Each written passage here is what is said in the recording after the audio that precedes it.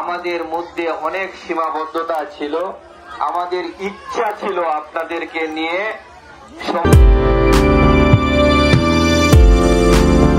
সমাবেশ করব, কিন্তু সেই সমাবেশটি করা হয়নি।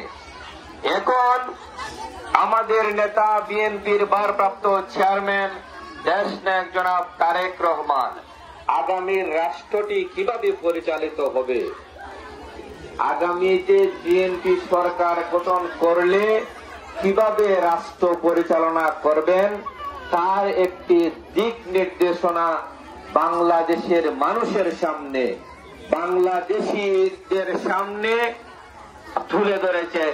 1 নম্বর যে প্যারামটি রয়েছে, 23 নম্বর যে দফাটি রয়েছে, ধার প্রান্তে নিয়ে যাব, উন্নয়নের একদম স্বর্ণ শিখরে আমরা নিয়ে যাব। কিভাবে নারীদেরকে আমরা পুরুষদের চেয়ে আলাদা করব সেটা কিন্তু নয়, নারীদেরকে আমরা একই সাথে মিলে আলাদা মন্ত্রণালয় গঠন করে সেই নারীদেরকে উন্নয়নের স্বর্ণ শিখরে পৌঁছে দেওয়ার জন্য কাজ করেছেন।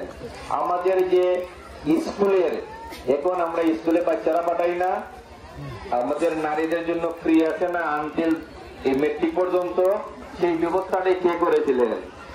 সেই ব্যবস্থাটি করেছিলেন আমাদের নেত্রী, দেশনেত্রী বেগম খালেদা জিয়া। আমাদের যে গার্মেন্টস শিল্প যেটা রয়েছে, গার্মেন্টস শিল্পের মধ্যে